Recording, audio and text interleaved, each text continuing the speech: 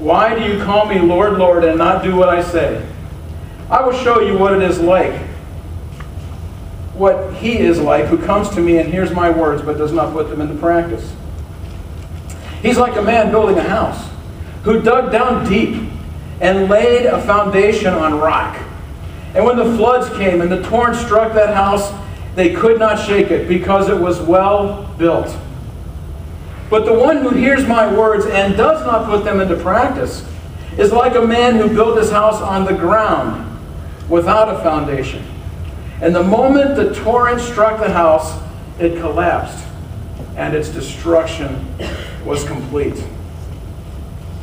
Now I want to read for you this same conclusion from when Matthew wrote down his remembrance of it, and it is found in Matthew chapter 7, beginning with verse 21.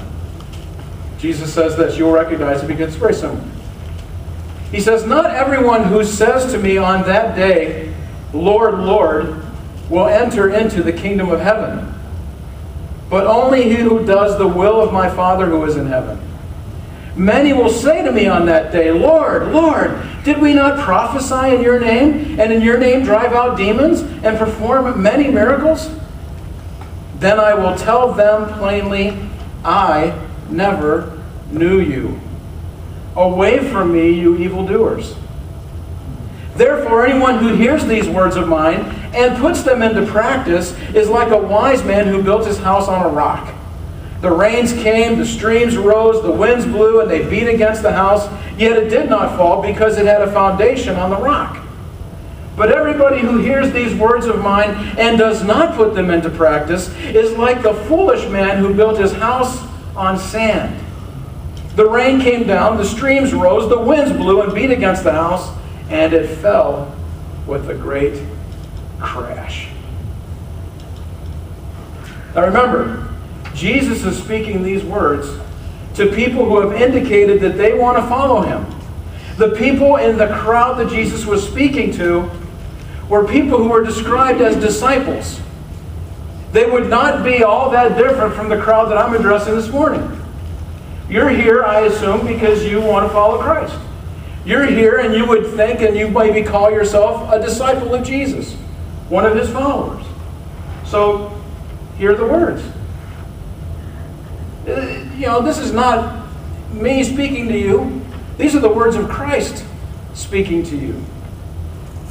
And Jesus makes it clear that he is looking for people, he is not looking for people who can say all the right things and use all the right titles and even go through all the right motions.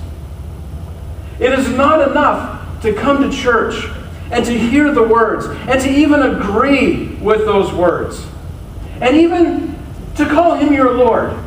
It's not enough to be sitting here saying, "Yes, Jesus is my Lord, and yes, I'm one of his disciples." It's not enough to be able to say that. That's right.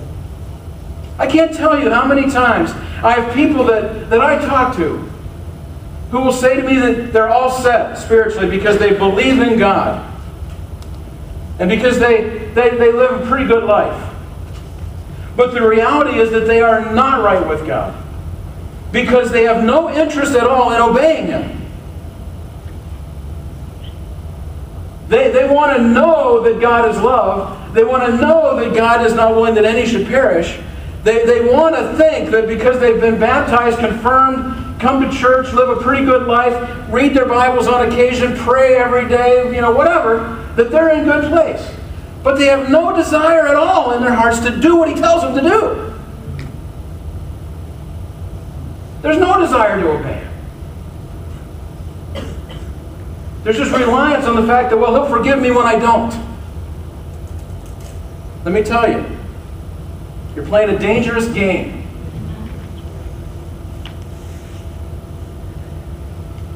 They have no interest in obeying what Jesus says about the use of our time. They have no interest in obeying what Jesus says about our priorities with our finances. They have no interest in what the Bible teaches about sexual purity.